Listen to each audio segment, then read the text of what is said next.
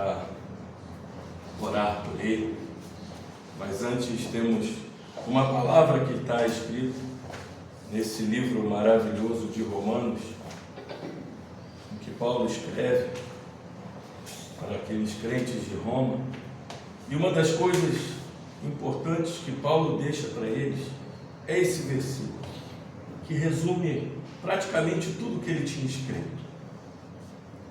Assim diz a palavra do Senhor em Romanos 15:4: pois tudo quanto outrora foi escrito para o nosso ensino, foi escrito, a fim de que pela paciência e pela consolação das Escrituras tenhamos esperança. Aleluia. Vamos orar. Senhor Deus e Pai, aqui está o teu filho, um pastor escolhido para o Senhor, para pregar a tua palavra, a tua santa palavra, que nos traz consolação, que nos traz esperança, que nos traz a fortaleza do dia a dia. Senhor, derrama sobre o teu filho o teu espírito, enche ele do teu espírito, anula ele como homem, mas traz o teu espírito para dentro dele, para que o Senhor fale diretamente à tua igreja. O seu filho se preparou, estudou, está aqui para a tua glória. Faça a tua glória ficar presente no meio do teu povo, não somente nos louvores, nas orações, mas também nesta palavra. Abençoa o teu filho, em nome de Jesus. Amém.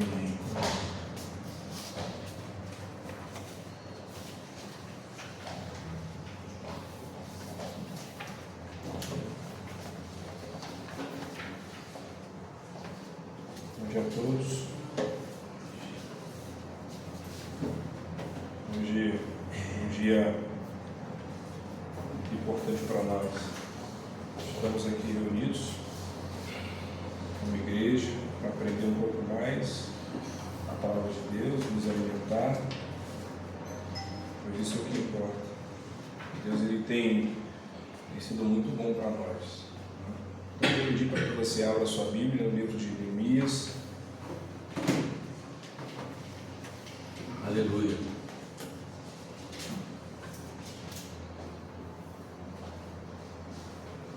Neemias, capítulo 8, versículo 1 ao 18.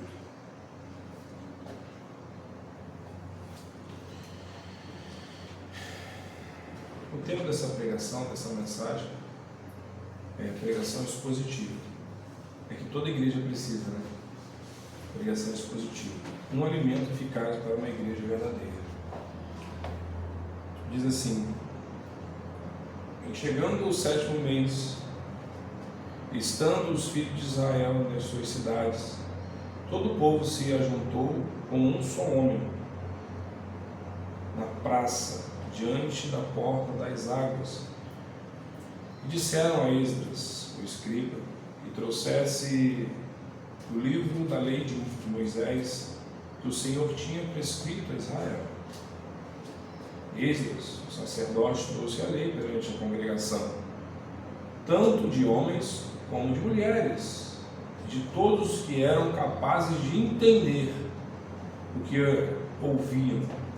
Era o primeiro dia do 7º mês. E leu no livro, diante da praça, que está fronteira à porta das águas, desde a alva até o meio-dia, perante homens e mulheres, os que podiam entender. E todo o povo tinha os ouvidos atentos ao livro da lei. Esdras, o escriba, estava num púlpito de madeira, que fizeram para aquele fim.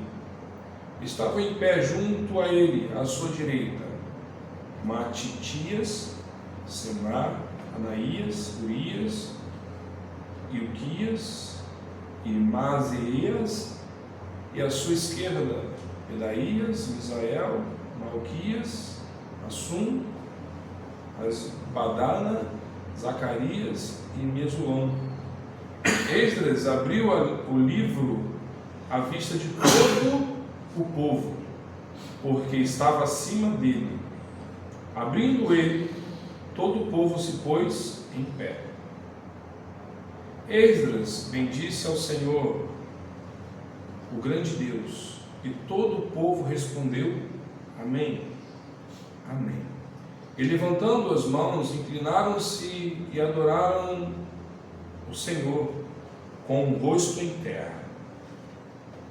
E Jesua, Bani, Zerebias, Jamim, Acube, Zabetai, Rodias, Mazias, Quelita, Azarias, Josabade,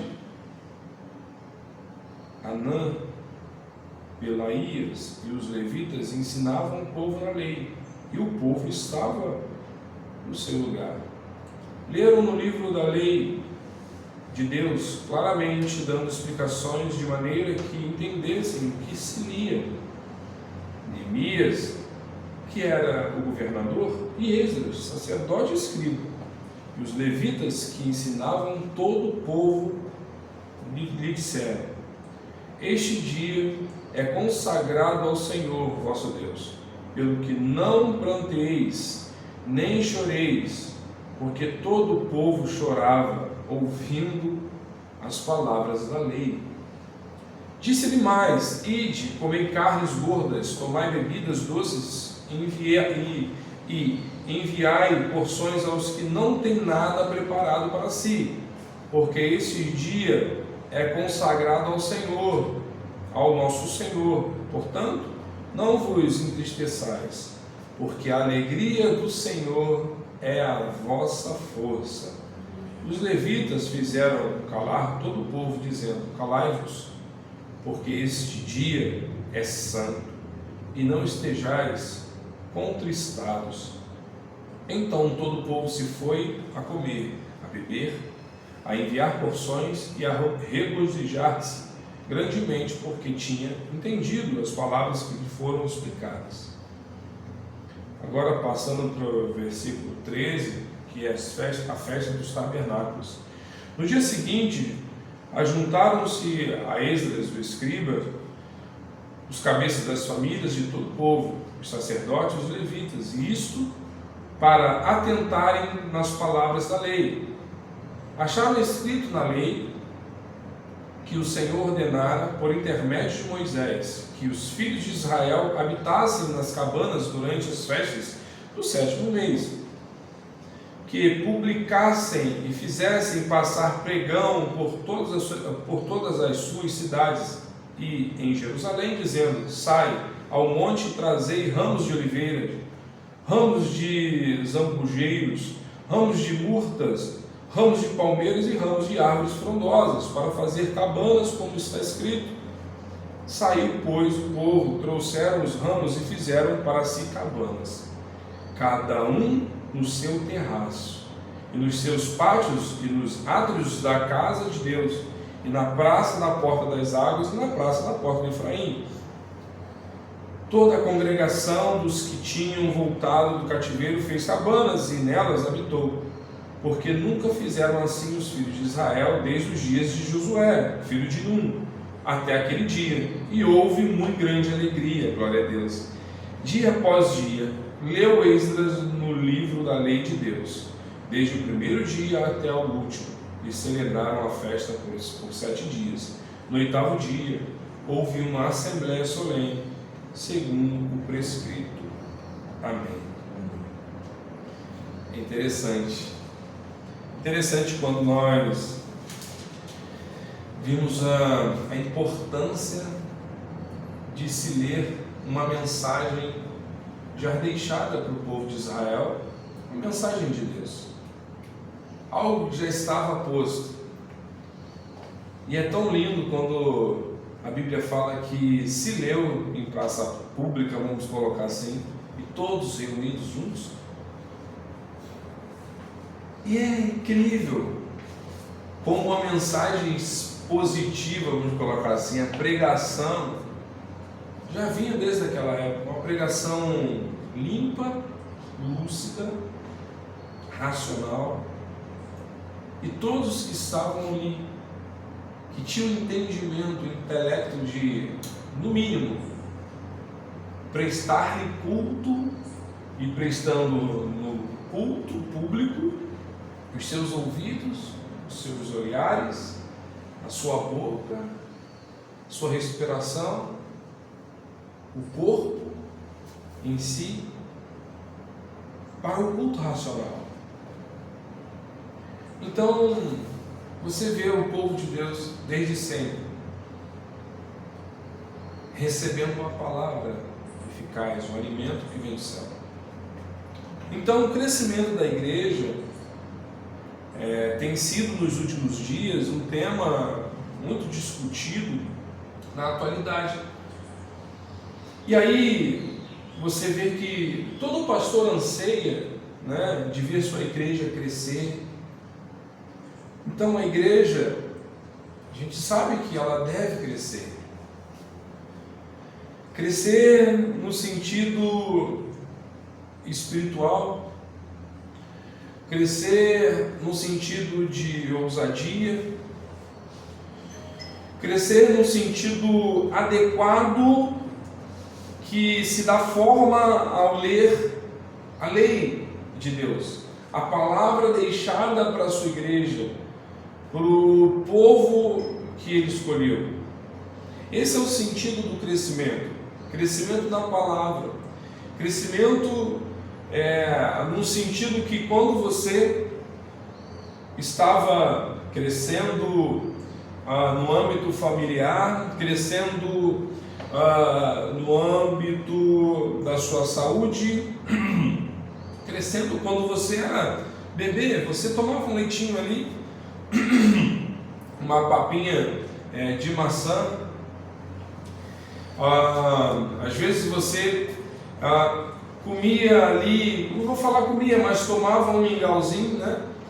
Até você começar a se sentir preparado para comer uma comida mais sólida. Então você vê a criança se desenvolvendo com o passar do tempo. Assim não é diferente, né? E é o tema que você vê que é bem discutido hoje em dia, o crescimento da igreja.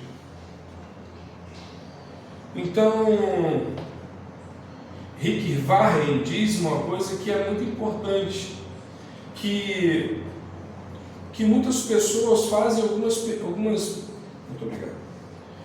perguntas erradas, e elas dizem assim: o que devo fazer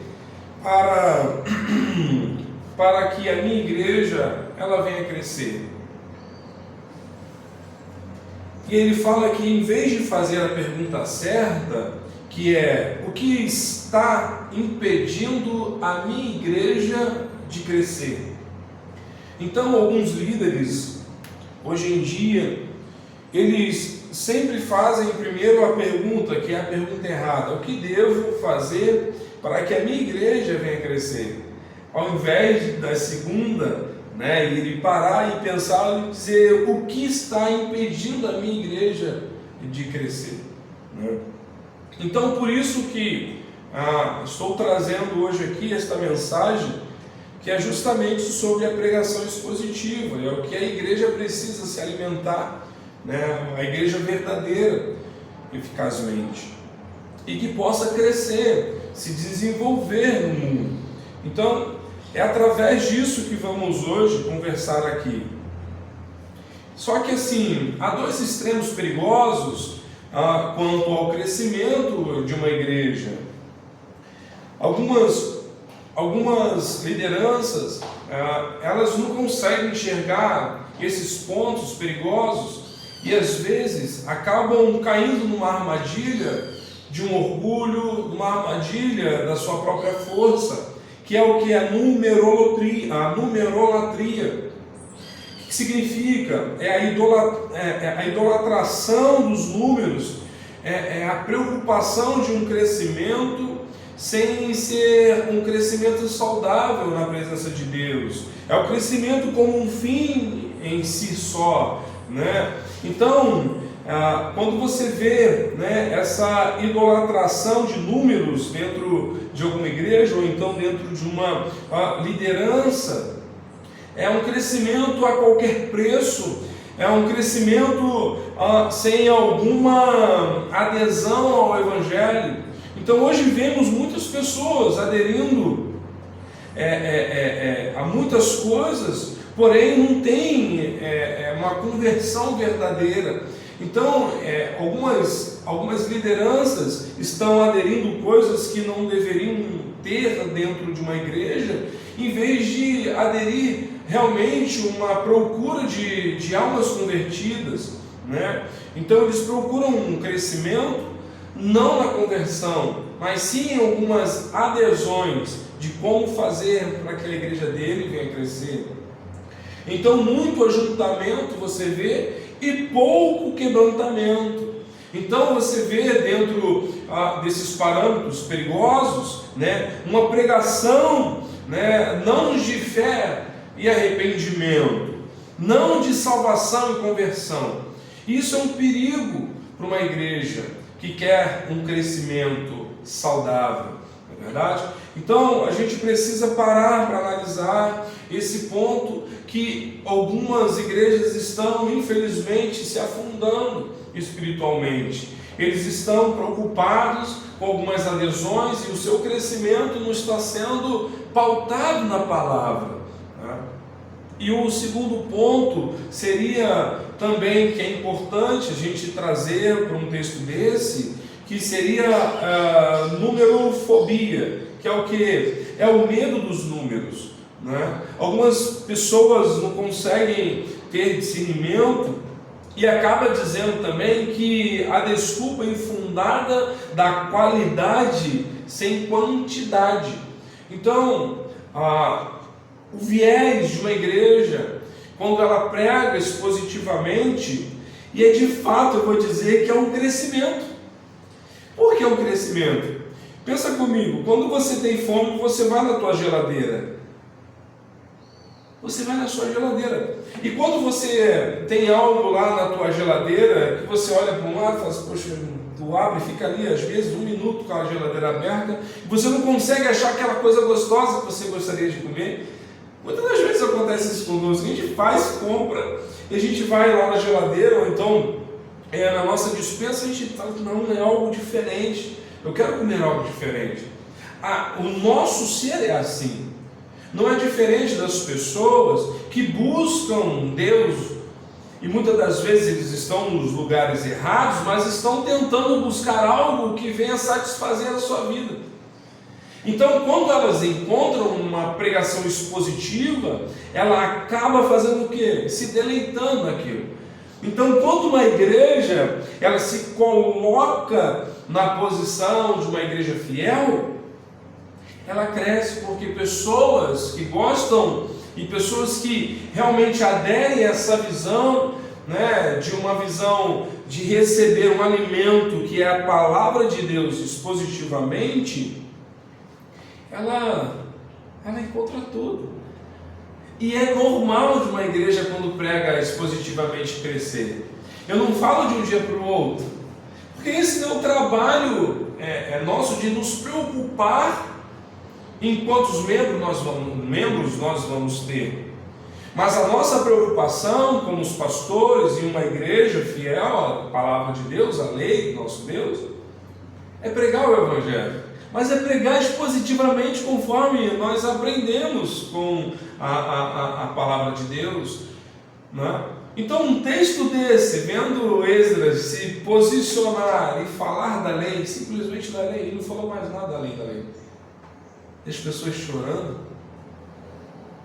Esse é o crescimento que uma igreja séria e saudável precisa, e é inevitável.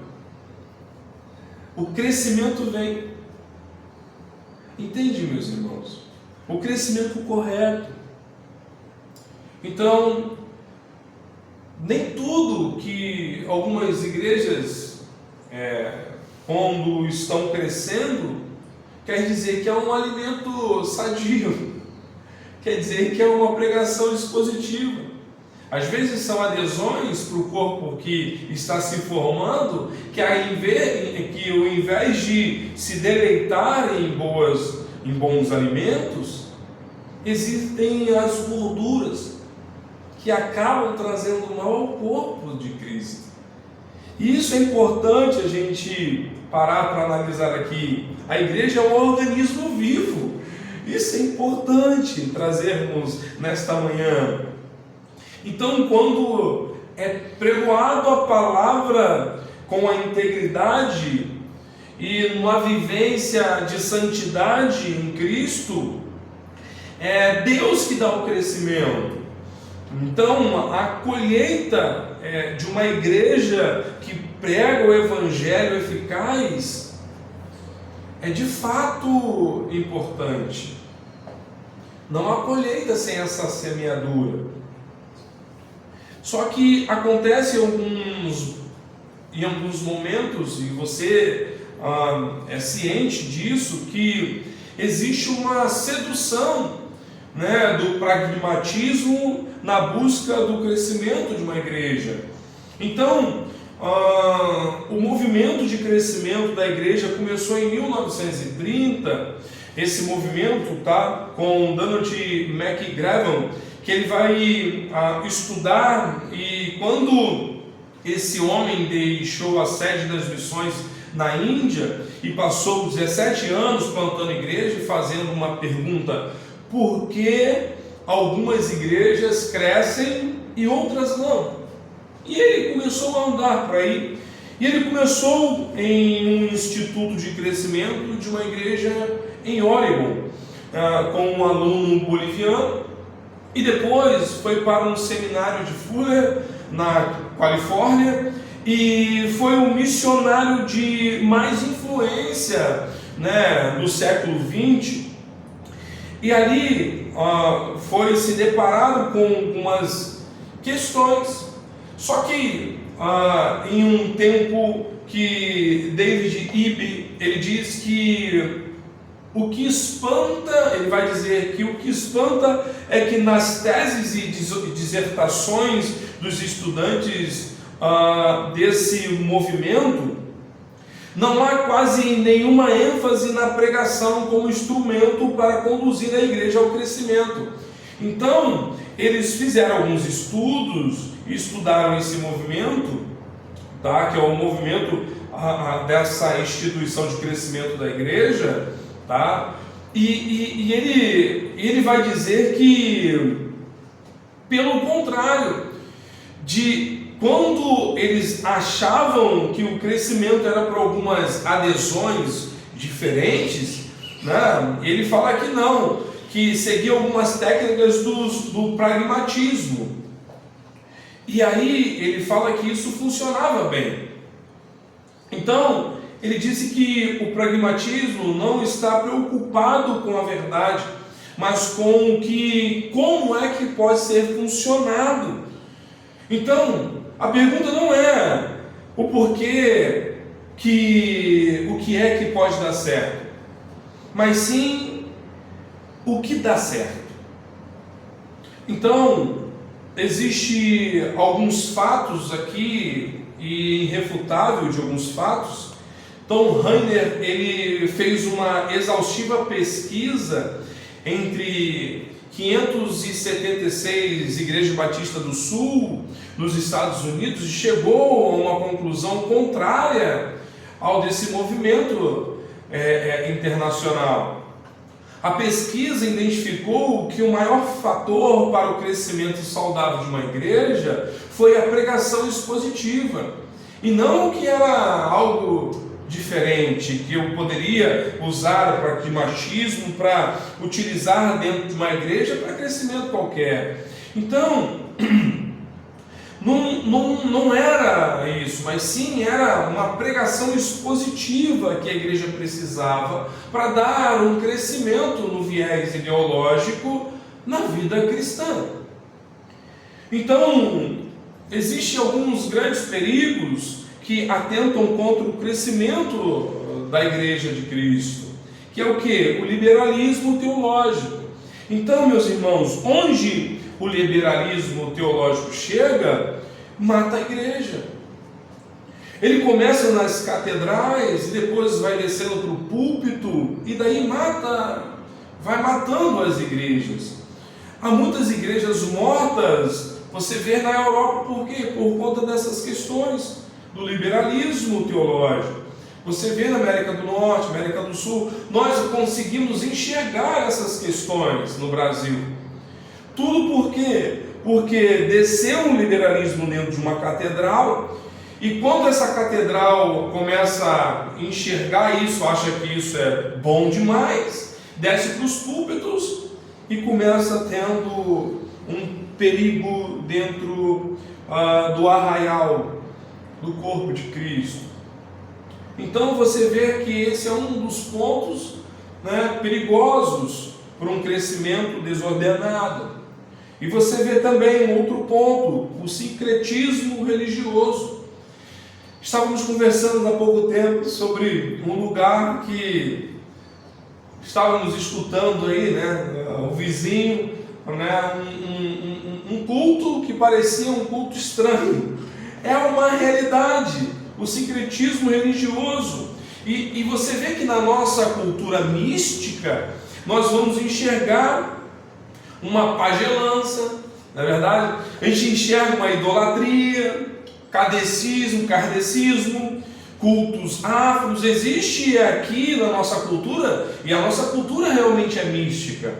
E imagina pessoas crescendo no meio de tudo isso, achando que pode aderir, né, isso para dentro da igreja de Cristo. E na realidade não, isso não pode acontecer. Mas hoje muitas igrejas mudaram o rótulo, mas mantém o povo preso ao mesmo misticismo. Isso é um problema sério. E eu falo com dor no coração, de fato. Por quê? Essas igrejas ditas igrejas começam a usar o quê? A gente conhece, que todo mundo fala, o sal grosso, não é verdade? O copo com água em cima da televisão ou então do rádio, né? Tendo ali o perigo de cair aquele copo ali, pegar fogo, olha só. Não é que eletricidade de água, sabe? Então, é um perigo. E aí você vê também aquelas igrejas colocando 12 cestos num púlpito, num altar, para você ser abençoado. E aí você escolhe um mês que você quer ser abençoado. Isso é misticismo, entende? Religioso. Isso é um problema sério. E aí outras pessoas acabam aderindo para si lenços ungidos. E homens às vezes nem ungem, passa o teu próprio suor, entrega para a pessoa, e a pessoa acha que aquilo é maravilhoso. Aonde que estamos vendo? E você vê pessoas realmente aderindo a essa tal de fé, essa cultura mística, né? E por aí vai. Então, você acaba vendo, e aí há um outro ponto que é importante para a igreja, que é a ortodoxia morta. Que é o quê? Que você vê que homens mortos, né, tiram de si sermãos mortos, e sermãos mortos matam. Quem vai dizer isso é Edward. Então, Edward Bonds, ele vai dizer sobre isso, que dentro desse culto místico, né, esses homens, eles acabam, que são homens mortos, acabam tirando de si sermões mortos, e sermões mortos acabam matando. É interessante isso, né? E Lutero já dizia que sermão sem unção endurece o coração. E aí você vê que um padre, que é um padre Antônio Vieira, ele disse uma vez que devemos pregar aos ouvidos e aos olhos. Precisamos ser boca de Deus, um padre convertido. Então, nós precisamos aderir a algumas questões e entender que a pregação expositiva é que alimenta, não são adesões, entende? Não são adesões que vêm do mundo para dentro da igreja, mas algo que já está posto. Se é uma doutrina ao contrário que a palavra de Deus diz, então tudo é místico. Então é uma ortodoxia morta. Então você vê um outro ponto que é a superficialidade de um púlpito, que são muitos pastores, são preguiçosos, eles não estudam, não se alimentam da palavra e ainda passam o alimento errado para um quê? Para um povo que está querendo um alimento sólido.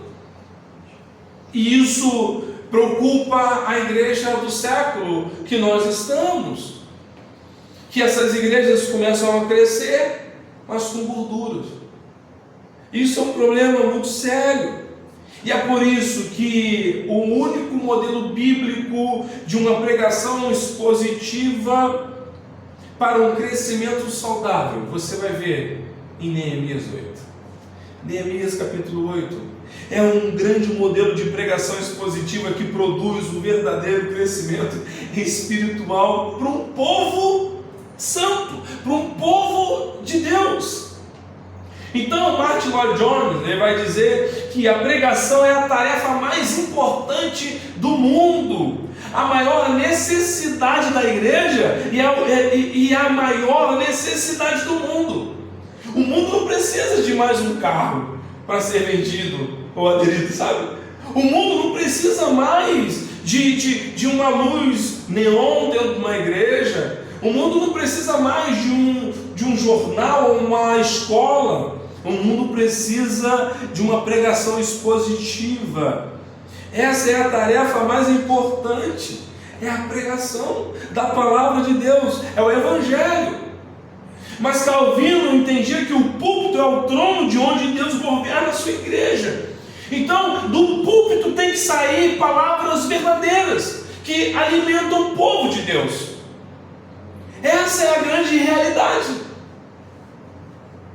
E as pessoas estão sendo enganadas por homens vazios e um púlpito vazio, que não existe pastores, mas sim são lobos em pele de cordeiro. E aí você vê que, olha o quão bom é ter uma pregação expositiva dentro da casa do Senhor, que é o que? O ajuntamento para ouvir a palavra de Deus. Quando existe pregação expositiva, há espontaneidade.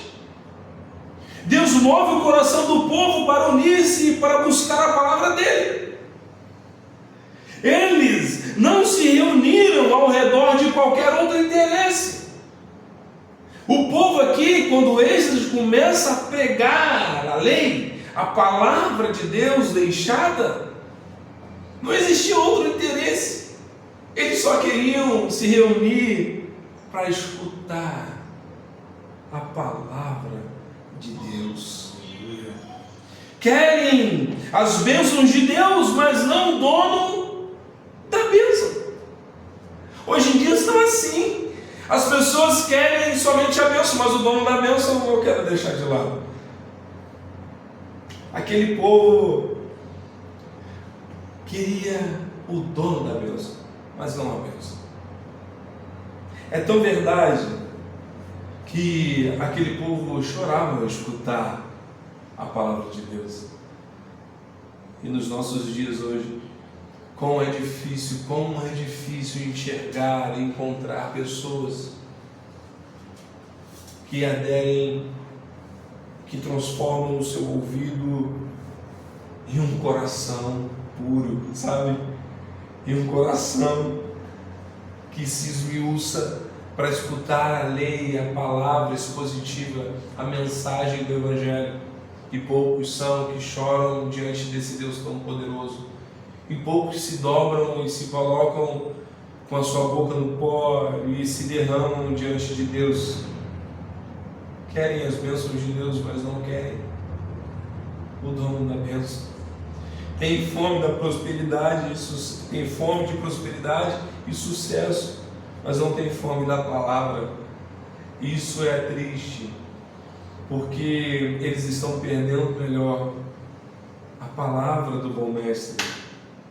E quando a mensagem é expositiva, existe o coletivo.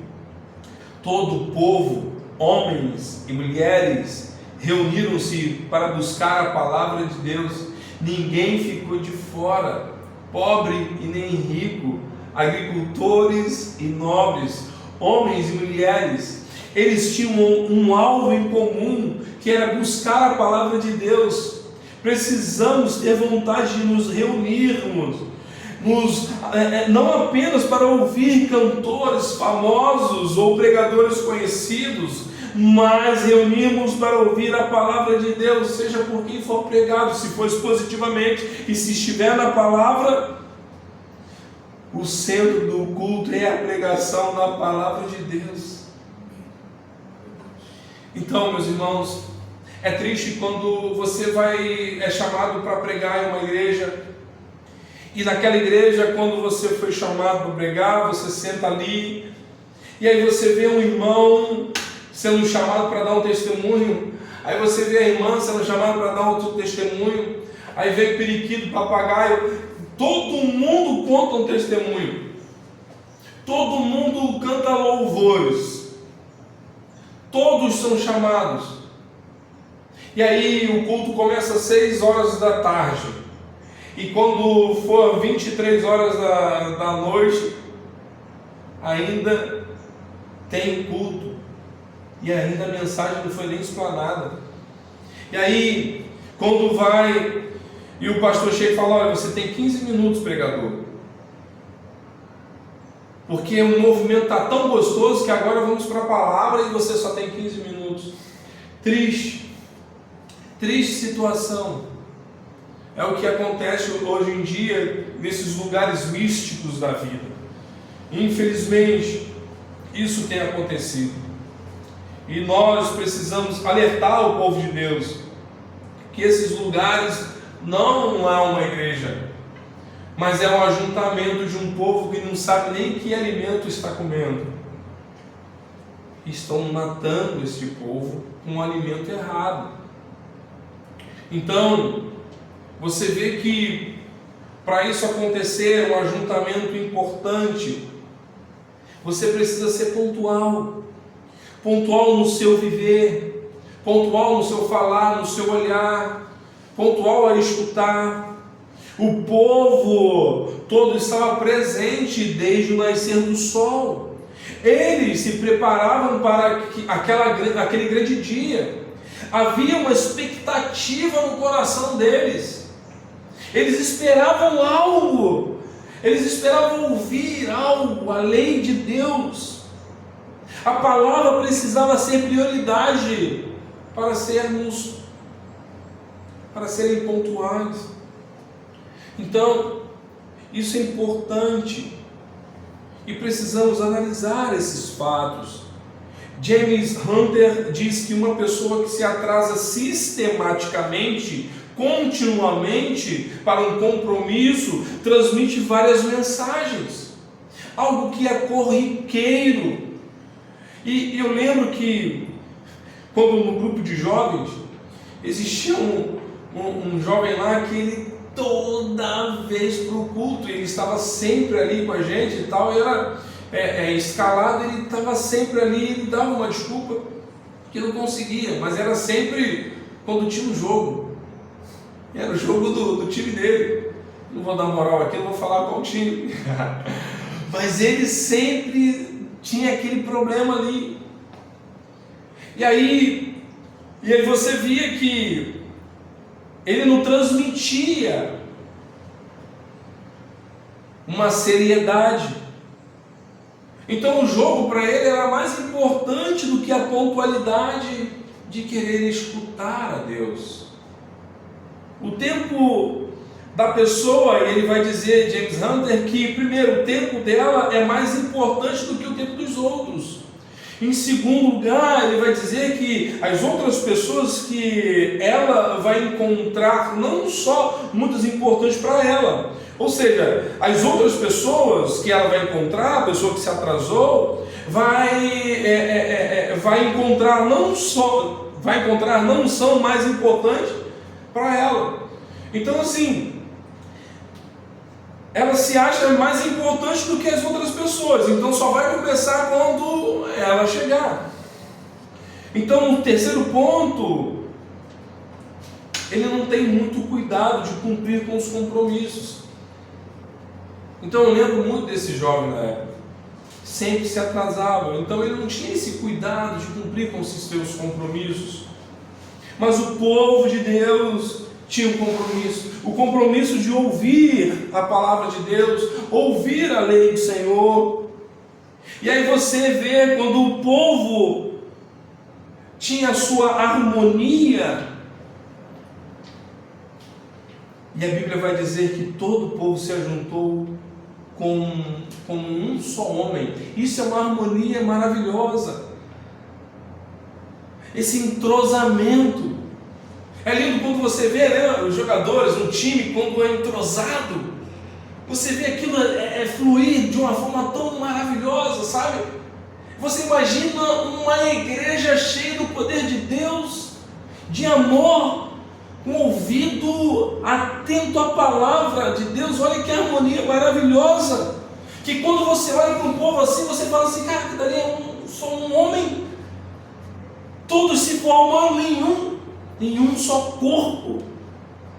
Não havia apenas ajuntamento, mas sim uma comunhão maravilhosa entre eles. Olha o que a mensagem expositiva faz com uma igreja eficaz e verdadeira. Não apenas estavam perto, mas eram unidos de alma.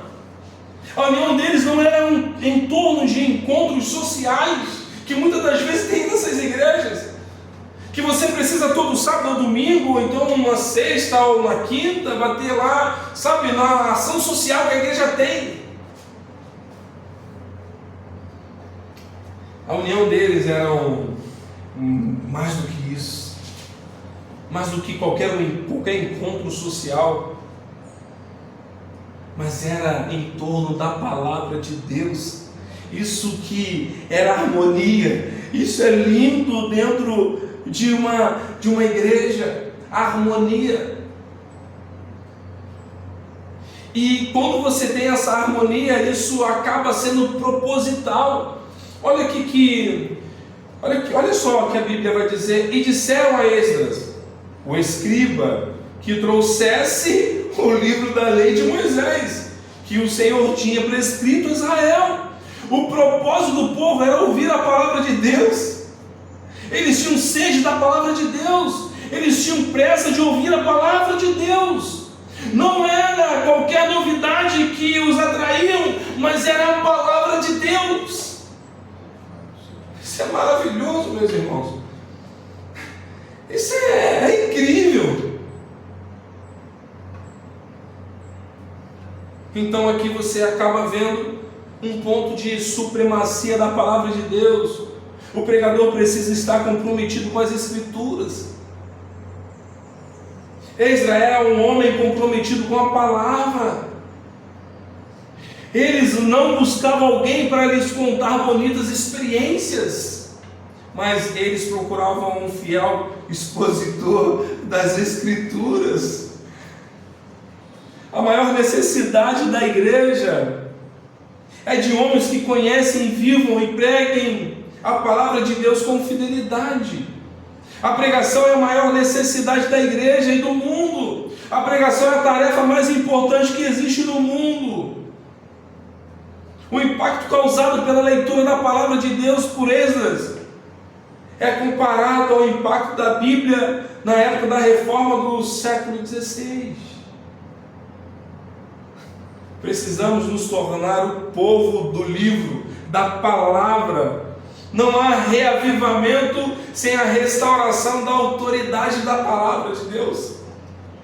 Por isso que Billy Graham vai dizer que não é descendo uma rua com tambores que vai vir um avivamento, mas sim você subindo ao Calvário em prantos. Você ir ao Calvário é se alimentar da boa dádiva, é se alimentar do Evangelho. Isso é ir ao Calvário. Porque para você ir ao Calvário, você tem que escutar o Evangelho para entender quem era aquele que morreu na cruz por nós.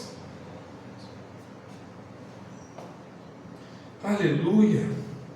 Esse é o maior exemplo para nós de um grande avivamento, é a palavra de Deus. Então o pregador precisa estar comprometido com Deus das Escrituras, ter piedade. A vida do pregador é a vida da sua mensagem. Só prevalece em público quem prevalece em oração, na intimidade com Deus.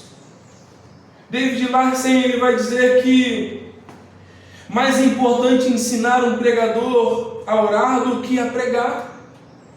Sem a oração não há pregação de poder. Mas as duas são importantes, porque nós não conseguimos ver nenhum pássaro voando somente com uma asa. O pássaro voa com duas asas. É assim um pregador. Se não me falha a memória, Tozer que vai dizer sobre isso. A oração e a palavra de Deus é o que faz um pregador, um homem, uma mulher de Deus, flutuar e levar a lugares altos. Não somente você mergulhar no raso, mas você sobe para ir mais profundo. Isso é lindo. A fome de Deus, o pregador precisa ter fome de Deus. Oração e jejum, o pregador é um homem sem oração e jejum, o pregador é um homem sem fogo. Se ele não arder no púlpito em espírito, não adianta. Leguei de Limemund, ele vai dizer que deveríamos acender uma fogueira no púlpito. O pregador precisa ter mais fome de Deus do que de livros. É uma realidade. Fome da palavra. O pregador precisa ser um estudioso. Os livros vai nos orientar em muitas questões, mas não vai nos alimentar. Mas a palavra de Deus, a carta magna, essa sim nos alimenta. Livros nos auxiliam, mas a palavra de Deus nos direciona. Isso é importante para nós, para a igreja crescer. Quem não gosta de ler certamente não deve ter o chamado para o ministério pastoral. Paulo fala que precisamos nos afadigar na palavra. O pregador precisa ter paixão. O pregador é um homem, diz como Paulo, em Atos 20, 24. É como John Bunyan vai dizer que prefere a prisão do que o silêncio. O pregador precisa falar expositivamente, pregar expositivamente.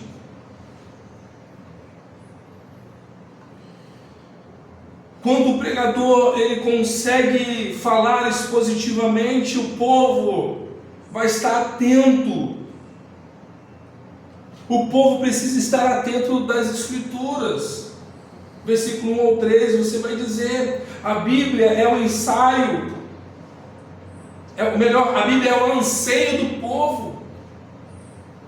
Eles se reuniam como um só homem, versículo 1, com os ouvidos atentos, versículo 3, reverentes, versículo 6, chorando, versículo 9, e se alegrando, versículo 12.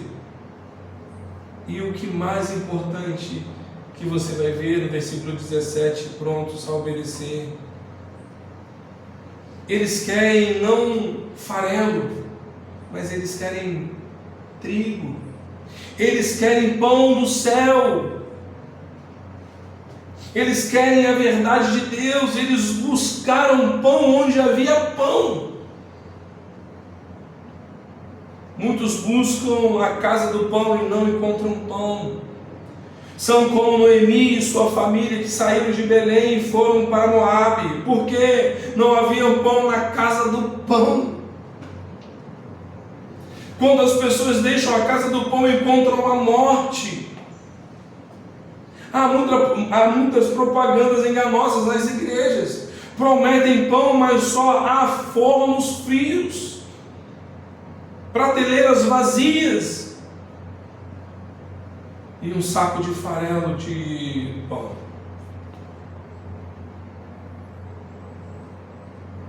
Qual foi a atitude do povo aqui em relação às Escrituras? Ouvidos atentos. O povo permaneceu desde a alva até o meio-dia, sem sair do lugar, com os ouvidos atentos, não ouviam, eles não estavam dispersos, eles não estavam distraídos, cansados, eles estavam atentos, não ao pregador, isso que é o mais importante, mas o livro da lei. Não havia esnobismo, nem dietagem, mas fome da palavra de Deus. E quando você vê uma mente dispersa,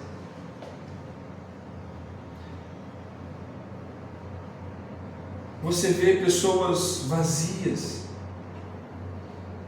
Quando você vê uma mente dispersa, um ouvido sem estar atento, você vê a pessoa dentro da igreja, porém perdida. Já observou isso?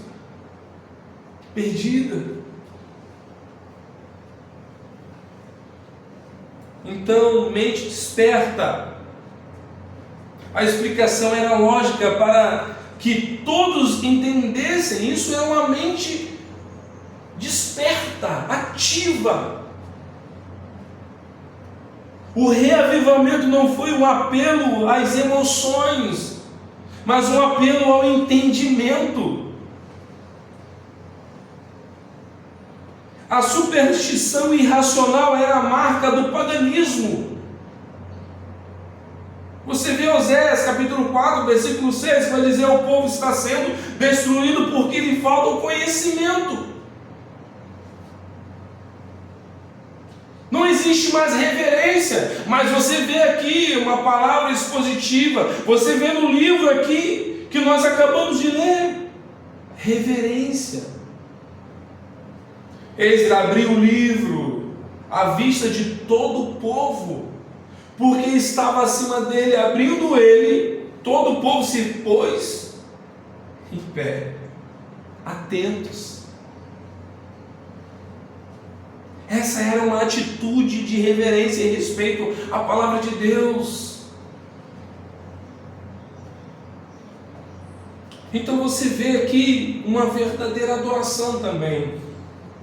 Esdras ora, o povo responde com um sonoro amém, amém. Levanta as mãos e se prostra para adorar esse Deus da lei. Onde há uma oração e a exposição da palavra, o povo exalta a Deus, o Todo-Poderoso, e acaba adorando esse Deus. Então existe, queridos, um parâmetro importante para nós, que é a primazia da pregação da palavra de Deus. A leitura do texto é a parte mais importante do sermão. O texto é a fonte da mensagem, a autoridade do mensageiro. O sermão só é sermão se ele se propõe a explicar o texto. O cristianismo é a religião do entendimento. Ele não nos rouba o cérebro. O sincretismo religioso anula a razão. Pregar é explicar o texto. A mensagem é baseada na exegese, ou seja, tirar do texto o que está no texto.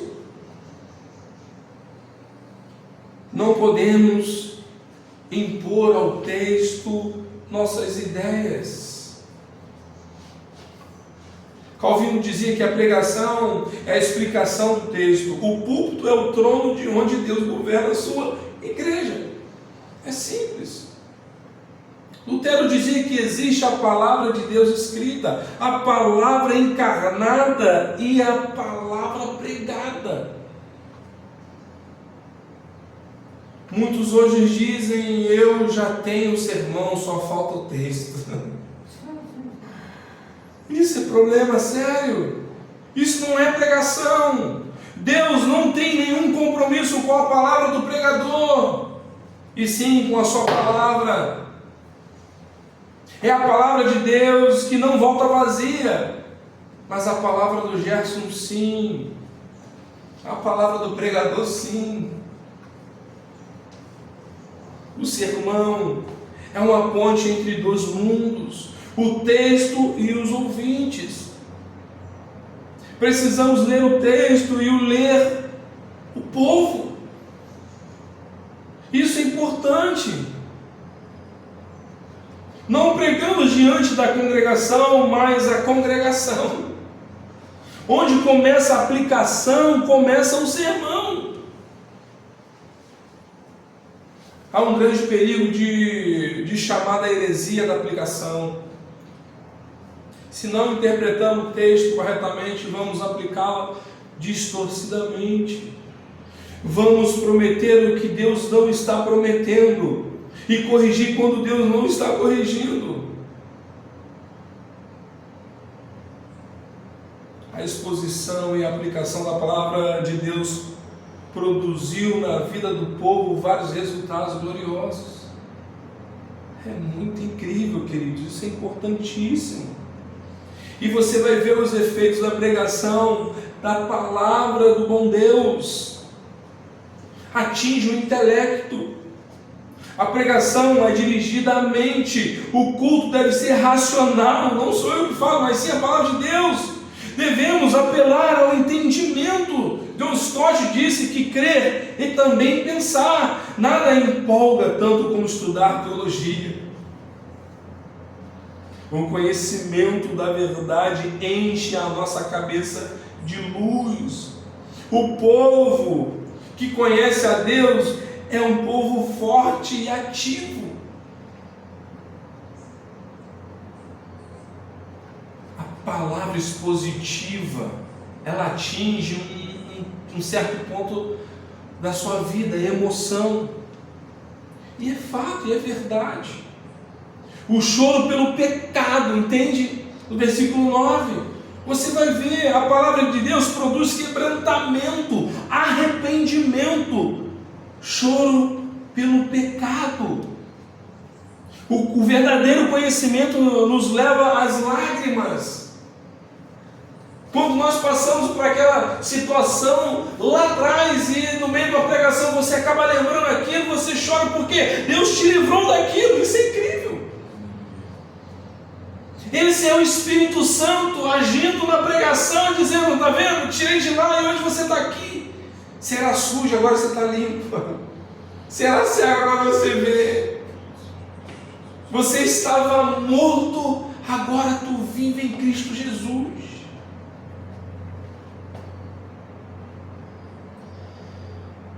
O emocionalismo é inútil.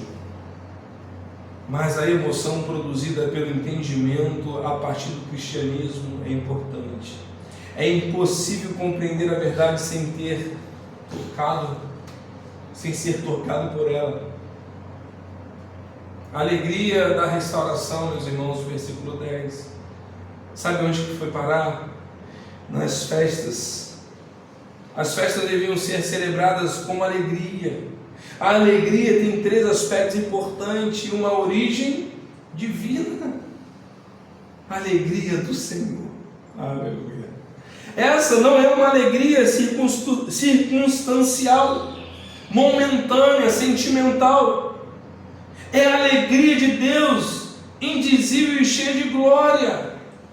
É um conteúdo bendito. Deus não é apenas a origem, mas o conteúdo dessa alegria.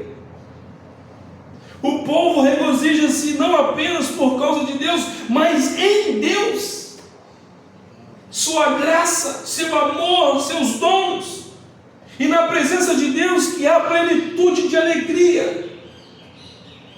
Existe um efeito glorioso. A alegria do Senhor é a nossa força. Quem conhece essa alegria não olha para trás como a mulher de Ló. Quem bebe da fonte das delícias de Deus não vive cavando cisternas à toa. Quem bebe dessa água, dessa delícia de Deus, não sente saudade do Egito. Essa alegria é a nossa força. Foi essa alegria que Paulo e Silas sentiram na prisão. Essa é a alegria que os mártires sentiram na hora de sua morte.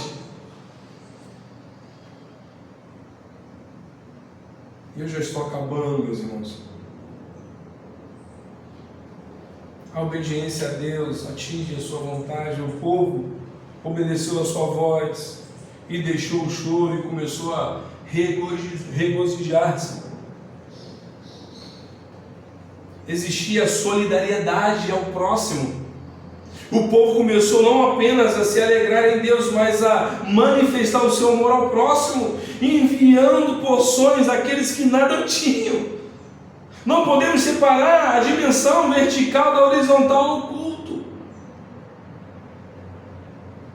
Então, a observância da palavra de Deus, meus irmãos,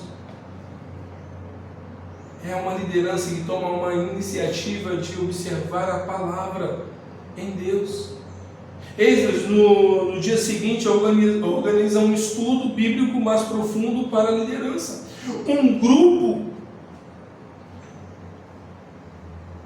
Um grande reavivamento está acontecendo como resultado das observâncias e obediência à palavra de Deus. Essa mudança é iniciada pelos líderes do seu povo. Havia práticas que haviam caído no esquecimento. Eles voltaram à palavra e começaram a perceber que precisavam ser direcionados pela palavra. A Escritura deve guiar a igreja sempre. A primeira tentação do diabo não foi sobre sexo ou dinheiro, mas provocar dúvidas acerca da palavra de Deus. Os líderes obedecem à orientação da palavra de Deus.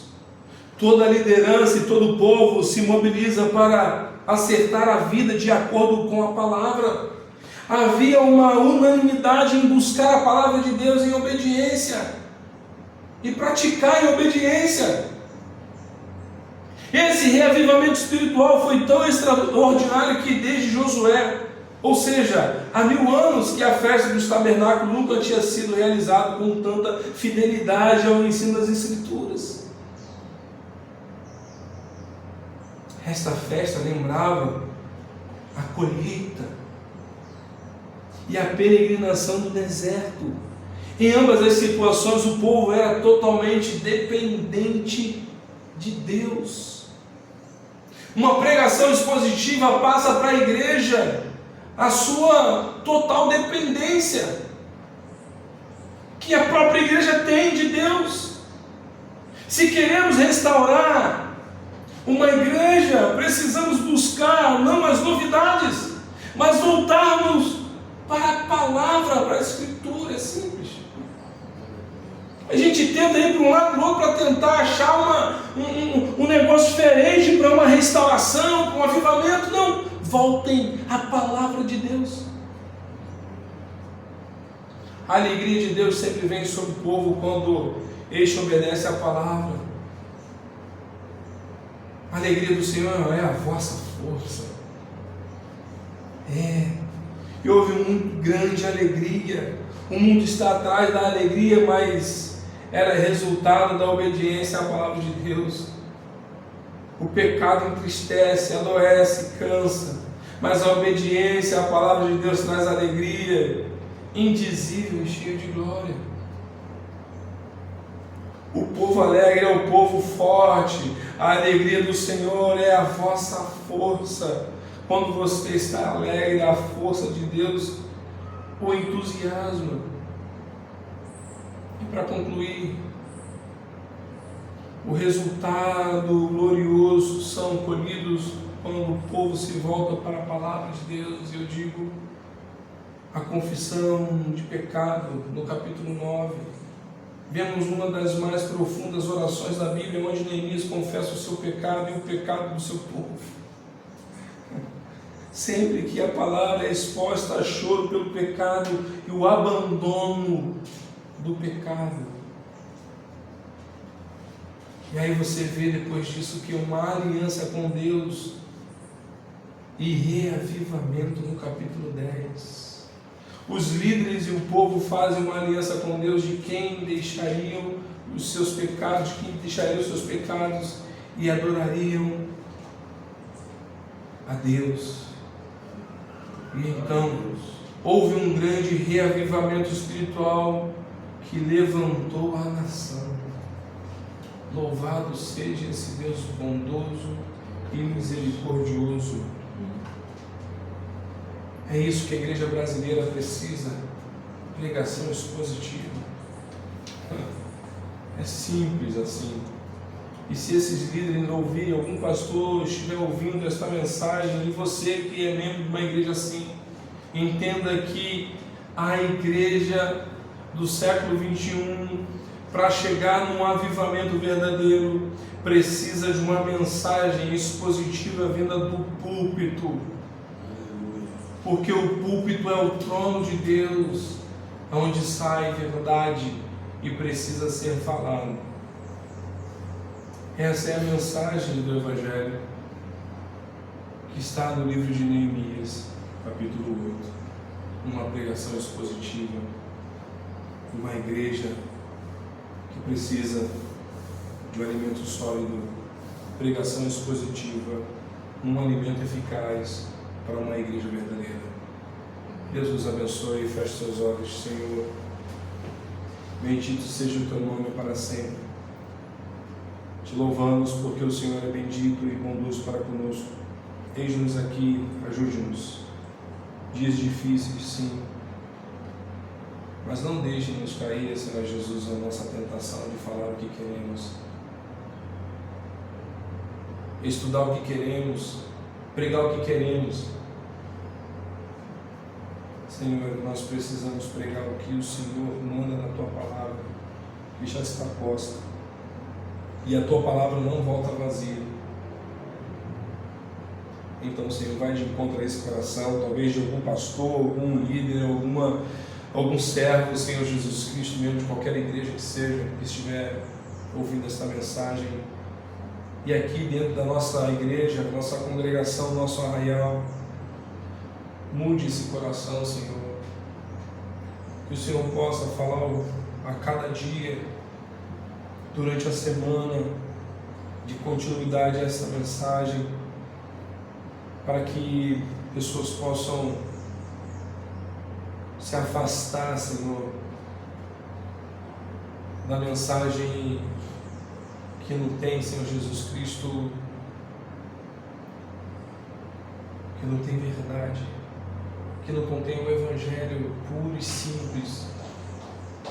Em nome de Jesus, ó Deus, peço a Ti que, através desta mensagem, o Senhor possa alertar o Seu povo, ó Deus, para uma mensagem, Senhor Jesus Cristo, uma vida de verdade, de aprendizado, que possamos, ó Pai querido, deixar o pecado de lado e viver, ó Pai querido, na pura verdade da Tua mensagem, da Tua palavra. Ajude-nos, ó Deus, a caminhar perfeitamente, caminhar no Teu caminho. Não deixe, Senhor Jesus, os nossos passos, os passos das igrejas que hoje pregam expositivamente a Sua mensagem, sair, ó Pai querido, desta visão. Ajude esses líderes, ó Pai, e aqueles que estão fazendo errado, Senhor. Pai, em nome de Jesus eu lhe peço, converta este coração, esta liderança, esta igreja, para pregar a verdade, que é uma palavra expositiva. Em nome de Jesus eu oro a Ti, Senhor, com a Tua igreja nesta manhã. Vá de encontro a essas pessoas e que elas possam, Senhor, desfrutar de uma mensagem verdadeira, que é pura, que alimenta as nossas almas e que mata a nossa sede. Então, Senhor, seja conosco, mais uma vez, seja conosco, em nome de Jesus, te agradecemos, em nome de Jesus, queremos te exaltar, porque tu és exaltado, Senhor, tu és bondoso. Amém. Amém.